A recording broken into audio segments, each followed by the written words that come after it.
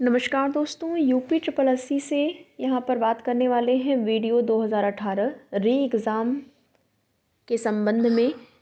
री एग्ज़ाम का रिज़ल्ट कब तक होगा जारी, अच्छी खबर, अभ्यर्थियों का इंतज़ार कब तक होगा समाप्त, इसको लेकर यहाँ पर बात करने वाले हैं। देखिए यहाँ पर जो भी चीज़ें आपको बताई जाती हैं, चाहे वो रिज़ल्ट संबंधित सूचना हो या फिर आपके कट ऑफ संबंधित सूचना हो, बिल्कुल जो आपकी ऑफ़िशियल कट ऑफ है, ये तो आप सभी को पता है कि ऑफ़िशियल जब आपका जो नोटिस आएगी उसी के माध्यम से ये चीज़ें पता हो पाती हैं। लेकिन हाँ, कुछ सोर्सेज़ होते हैं, कुछ जानकारियाँ होती हैं जो कि आयोग से प्राप्त होती हैं, वही जानकारी आप सभी तक प्रेषित की जाती है। जैसे अभ्यर्थी कभी-कभी बहुत ज़्यादा परेशान होने लगते हैं कि आप लोगों ने अपडेट दी थी, रिज़ल्ट इस डेट तक आ जाएगा, लेकिन रिज़ल्ट नहीं आया। तो देखिए इसमें किसी का बस नहीं चल पाता है। बस हम लोग यही करेंगे कि अधिकारियों के माध्यम से जो सूचना मिलती है वो आप सभी तक प्रेषित की जाए।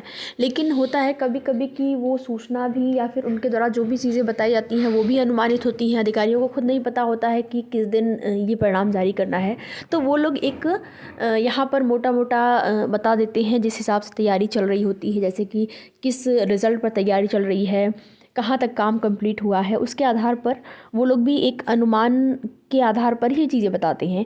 क्योंकि जब आपका फाइनल परिणाम जारी करना होता है, कोई भी रिज़ल्ट जारी करना होता है, तो एक बार मीटिंग होती है, सभी अधिकारीगण उसमें उपस्थित रहते हैं और उसमें सरकार की भी सहमति होती है, सरकार से भी अनुमति ली जाती है।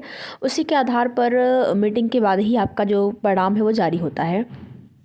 तो यहाँ पर आप लोगों की वीडियो के रिज़ल्ट को लेकर, जैसा कि मैंने पहले भी बताया था आप लोगों को कि 20 तारीख के आसपास उम्मीद है कि आपका जो परिणाम है वो जारी हो जाएगा। और नॉर्मलाइजेशन को लेकर भी मैंने बताया था कि नॉर्मलाइजेशन होगा, क्योंकि कोई भी परीक्षा जो कि 2 शिफ्टों में होती है, 2 दिन होती है, उसमें नॉर्मलाइजेशन होता है। क्यों होता है? क्योंकि देखिए आप सभी को पता होगा कि कोई भी 2 पेपर सेम तो नहीं होगा।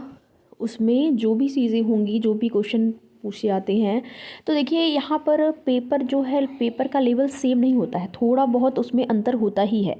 और उसी अंतर की वजह से अभ्यर्थियों का नुकसान ना हो, किसी भी अभ्यर्थी का नुकसान ना हो, इसके लिए नॉर्मलाइजेशन की प्रक्रिया की जाती है।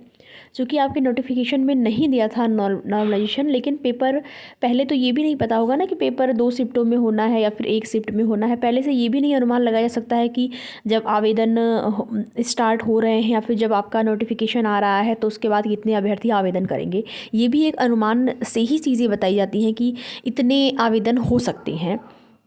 तो यहाँ पर भी पहले से अनुमान नहीं था कि कितने आवेदन होंगे, कितने अभ्यर्थियों को की परीक्षा कराई जा सकती है, कितने अभ्यर्थियों के लिए परीक्षा सेंटर वगैरह की व्यवस्था करनी होगी। तो उसी के आधार पर 2 शिफ्टों में परीक्षा कराई जाती है। जब अभ्यर्थी ज़्यादा हो जाते हैं, सेंटर कम होते हैं, तो उन सभी स्थितियों को देखते हुए तो यहाँ पर आप सभी को बता दें कि जो कोई भी परीक्षा अगर 2 शिफ्टों में होती है तो नॉर्मलाइजेशन वहाँ पर किया जाता है और आपकी भर्ती में भी किया जा सकता है। इसकी उम्मीद बहुत ज़्यादा है।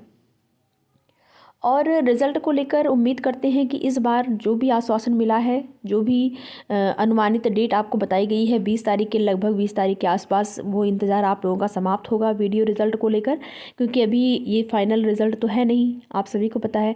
और देखिए एक अनुमानित कट ऑफ की वीडियो मैंने आप लोगों को सेपरेट वीडियो अलग अलग कैटेगरी वाइज उसमें प्रोवाइड कराई है। अगर आपने नहीं देखा है तो वो देख लीजिएगा, कट ऑफ की वीडियो है।